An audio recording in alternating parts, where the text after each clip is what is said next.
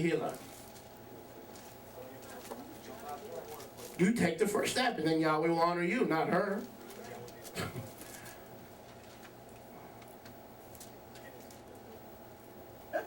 Well, I can't talk to her. Okay, fine. Yahweh can't move on your behalf. No problem. No problem. There's not going to be resolution. There's not going to be healing. There's not going to be restoration. Because you won't take the first step. I'm just picking on her, but you get the point. Bereshit 12:1. Yahweh said to Abraham, pray to me, speak words of faith, and command me, darling. Does it say that? I had one lady tell me, I'm not coming back to these meetings anymore. I said, well, you changing the word. I said, I'm not changing the word, I'm paraphrasing. Well, you're supposed to read the word just the way it is. I said, no, you're supposed to read it. I'm checking to see if you're reading it. I'm not changing it. I couldn't change it if I wanted to. Bereshit 12:1. Yahweh said to Abraham, go yourself out of your land, from your relatives, from your father's house, to a land I'll show you. I'll show you and then you can go, right? Go and then I'll show. That's right. Abraham left first, then Yahweh showed him the promises. Bereshit 14:14. When Avram heard his brother was taken captive, he prayed the prayer of faith, went into the tower in the Midwest, and didn't come out until he learned how to stand on the word. When Abraham heard that his brother Lot was taken captive, he armed his 318 men who were born in his house, and went in pursuit as far as Dan. So, in order to rescue Lot, what did Abraham have to do? He had to arm himself. The state of Israel today can daven until Mashiach comes. If they don't pick up weapons and defend themselves, the Palestinians will raise the flag on over Jerusalem. You know, in Christianity, we used to have a nice colloquialism. It went like this. Someone would say, well, you know, go would help those who helps themselves. And then Christians would say, that's not true. That's not in the Bible. Oh, yes, it is. Those words aren't in the Bible, but it's true. Yahweh does help those who take the first step, not help themselves. We cannot, without Him, we can do nothing. We're not talking about doing something. We're not talking about helping ourselves. Even if we mess it up, it doesn't matter. Are you going to take the first step? 9 out of 10 times, if we take the first step, we may take the wrong step. But that's not the issue. If you take the first step, Yahweh will zig your zag and zag your zig. He'll zig your zag and zag your zig. He didn't say take the right step, he said take the first step. When Abraham took the first step, look what happens. Melech Tzaddik shows up. Go down to verse 18. Coming back from the war of the kings, Melech Tzaddik, sovereign of Shalom, who was Shem, brought out Lechem and Yayin, and now he was the Kohen of El Elyon. He blessed him and said, blessed be Abraham, Most High, of the Most High El, possessor of heaven and earth. Abraham took the first step, and he wound up meeting Melchizedek. When you take the first step, you'll never know at what point you'll meet Melech Tzaddik. Bereshit 19:23. This message, Yahweh's waiting for you to take the first step. Everywhere in Scripture, anyone, and Shabbat will do part 2, because we don't have enough time today. Everywhere in Scripture that Yahweh moves on somebody's behalf, that individual takes, it doesn't mean that individual comes up with the right answer, or the individual comes up with the correct action. But that individual takes the first step.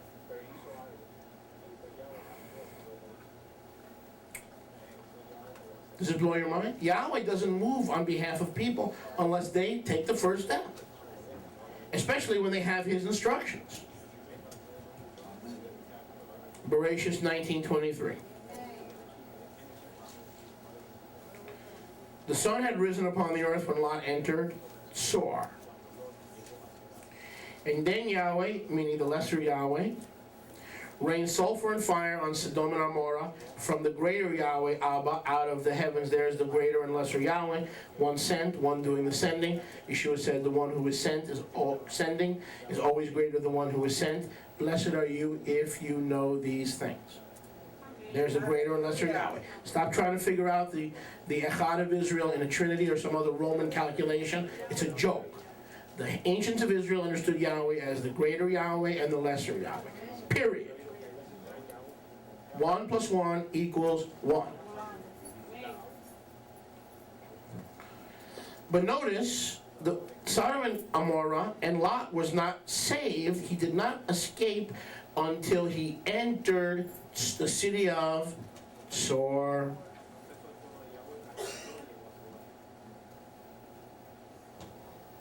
How did Yahweh spare Lot? Why did Yahweh spare Lot? He entered the city of Sor. And then Yahweh rained down fire and brimstone. Lot had to take the first step. Bereshit 22. The Akedat Yitzhak. Isaac's sacrifice took place first. Then we go to verse 17. Look at Bereshit 22:17. Whether you believe he was killed or he was just almost killed, that's not the point.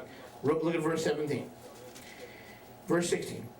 Yahweh said, by myself I have sworn, because you have done this, and not withheld your son, your only son, therefore I shall certainly bless you. Not I'll bless you because I love you and you love me and we could live happily ever after. Because I'm good and you're not. No. Because you've done this, now I can renew the covenantal promises with you and tell you that your seed not only will fill the earth, but will possess the gate of their enemies. They will be military powers. All the seed of Jacob's Israelite nations, all are military powers. Great Britain, the U.S., France, which is Benjamin, many other nations that have been military. Spain, Sephardi, the Jews, Beit Yehuda, Sephardi, all the nations that come from Yaakov, who are the birthright nations, became military powers. Why? Because he did this. He took the first step. Then Yahweh renewed, i.e. expanded the covenant promises. Baruch Hashem Yahweh. I told you it'd be simple. But if you get it, it'll radically change your idea of how to live like Israel. If you get it. In Bereshit 24, we don't read about Eliezer of Damascus, Abraham's servant, going into a prayer closet and praying for Yitzchak's bride and speaking the word of faith, and Yahweh bringing the bride to Eliezer. Do we? Well, Rabbi, I'm single. I'm looking for a man.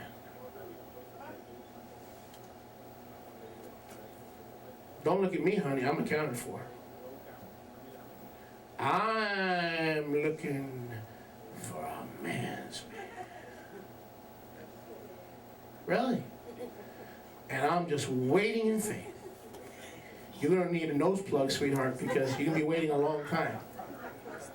If you don't go to the conference and you don't call up a Jewish dating service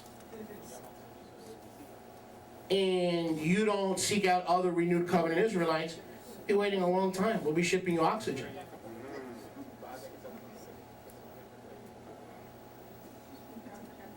Take the Papadosios. Pappas is, pardon me. I get my own name screwed up. What happened there? They prayed, they sought Yahweh, and they did something real radical. They went to Kansas City. Correct? If you didn't go to Kansas City, would Kansas City have come to you? That's exactly right. Baruch Hashem Yahweh. They took the first step, and Yahweh did number 2, number 3, and number 4. Eliezer of Damascus had to go to Padan Aram to the house of Laban to find a bride for Yitzchak, and turned out to be Rivka. Speaking of Rivka, how many have ever heard of Rebbitzin Rivka? Now she's an official Rebbitzin because she has a purple chair.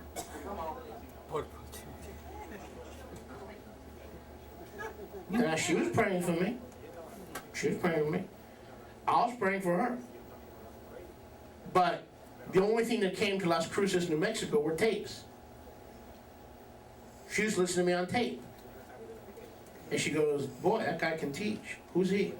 Oh, don't worry, he's just some new guy we got in the congregation. He's not the rabbi. So she was listening to my teachings before she ever met. But there was no love connection until she left Las Cruces and came to New York and double parked her car, got parking tickets, and we started meeting each other. And then locked herself out of her car. And that's when I came in. But the point is, she went to New York. She came to New York. She took the first step. Yahweh told her, you're coming to New York to get married. But she still had to get on the plane and come. I don't care how good your relationship is with Yahweh and how clear you hear His voice. If you don't take the first step, you're not going to accomplish anything in there. How did this congregation happen to be? Someone felt sorry for Rabbi Moshe and tell him, hey brother, we have a spare warehouse. Why don't you check it out? Hey brother, there's a whole bunch of scattered sheep in Miami and they just need a place. Could you please think about being their rabbi? No. I had a vision. I rented the warehouse, build it, and they'll come.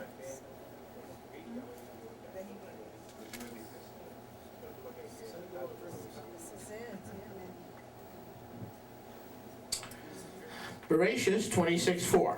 Bereshit 26:4. Yahweh's waiting for you to take the first step. I will increase your seed, talking to Yitzchak, like the Kochavim of the Shemayim, and will give all these lands to your seed, and in your seed all the nations shall be blessed. Time out. Well, there Yitzchak has the covenant renewed. The Abrahamic covenant is renewed in Yitzchak, and Yitzchak didn't have to do anything. Right? Wrong. Now look at the next verse. Bereshit 26:5. Isaac, here's why you are benefiting in the covenant renewal. Because Avraham obeyed my voice, guarded my charge, kept my chukim, my Torot. Avraham not only took the first step for himself, but also took the first step for Yaakov. I'm sorry, for Yitzchak. Go to Bereshit 27. In Bereshit 27, we see Yaakov receiving the Bachor, or the blessing of the firstborn, because in verse 18 and 19, he took the first step. And he prayed the prayer of faith and got a prayer cloth in the mail and laid hand. Is that what it says? Let's look at what verse 18 says. He went, He moved. Can you imagine that? The Yahweh will never take the first step. You've got to take, never. Now put that in your religious pipe and smoke it. If you're waiting on a miracle, you will receive your miracle when you take the first step.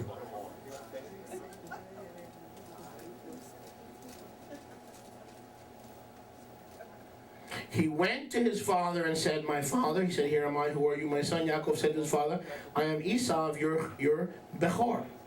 I have done as you said to me. Rise, sit, eat of my wild game, so your being might bless me." So how did Yaakov wrestle the firstborn blessing away from Esau? He took the first step. Real heavy. Bereshit 28. When did Yaakov see Yeshua on top of Jacob's ladder? What has become known as Yaakov's ladder. All right, glad you asked. Bereshit 28. Let's go. Verse 50, verse 4. Bereshit 28:5. So Yitzchak sent Yaakov away, and he prayed about going to Padanaram. No. He went, and guess what? On his way to Padanaram, he got stuck in a place called Luz, also known as Bethel.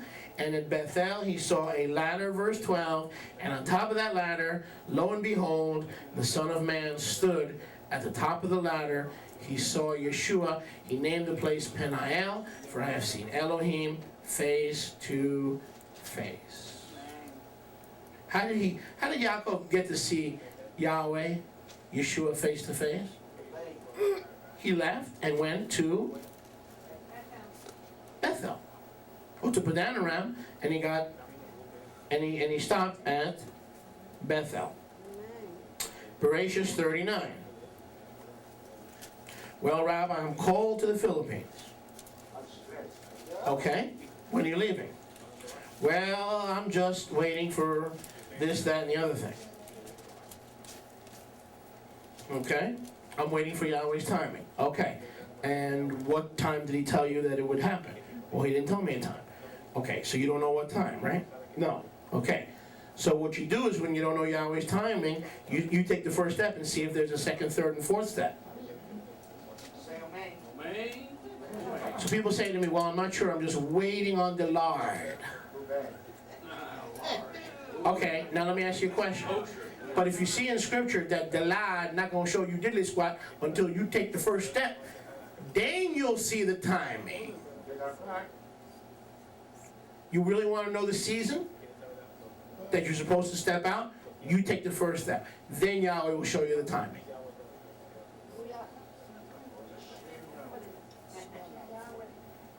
When you see the scriptures in this manner, your entire concept of Yahweh changes.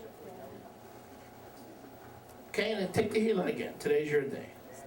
This is your day. What are you standing for? Come on, just observing. Can you be so kind? I get nervous when people stand. Very nervous. Reminds me of my youth. Where were we? Tehillah. Okay? You wanna know how to take the first step?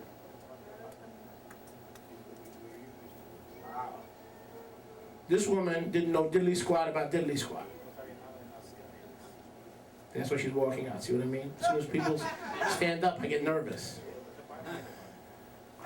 She bought a camera. She didn't know how to operate it. She didn't know how to hit play, how to hit start. You can tell her I'm not talking about her because she's not here, Ted. So later on you can tell. She went to my house first. Huh? Right. She went to your house first. She didn't know. All she knew is Yahweh put on her heart to take the first step and give this ministry a video ministry. We didn't have a video ministry. I thought videos were something you did at weddings.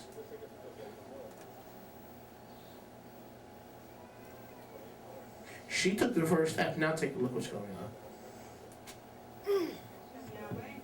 Now we have a video club.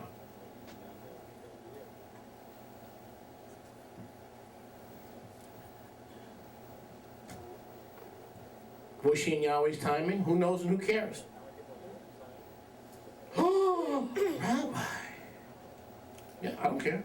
If you take the first step, Yahweh will show you the time. If it's not the season, nothing will happen. All you did is take a big first step. If it is the season, then things will kick into high gear.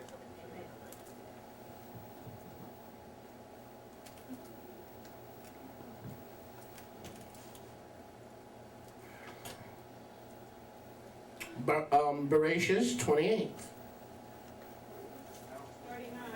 39. We did it. Yes, I'm aware of that. Yaakov went to work for Laban, as we read in these chapters. All right. In chapters 29, he came to Lavan, and so forth and so on. Or maybe here we are. Whatever. Okay, Yaakov went to work for Lavan. Okay? Yes. 20, 29, 31, 32, right around there. But listen, Yaakov had to go and work, and he became wealthy. 31, 38. Okay, 31, 38. Thank you. So, how did Yaakov become wealthier than Lavan? And wealthier than Esau, his brother? Ready? He went and got work. He went to work. You don't want to work? No problem. If a man doesn't work, he shouldn't eat.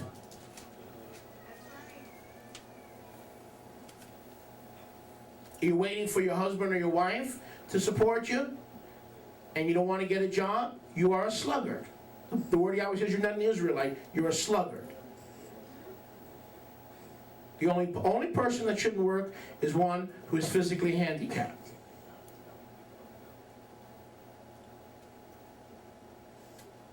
Get a job and work. And stop waiting for your boat and your ship to come in. Because until you get a job, and until you take the first step and start your business like Ted does, Yahweh not going to diddly squat. Until Ted rented that house and set up his video equipment and took the first step, now Yahweh is bound. We're going to see how many steps Yahweh will take. It's not a matter of if, it's a matter of how many steps he'll take. Could take 2 steps, could take 3 steps, as many as are necessary.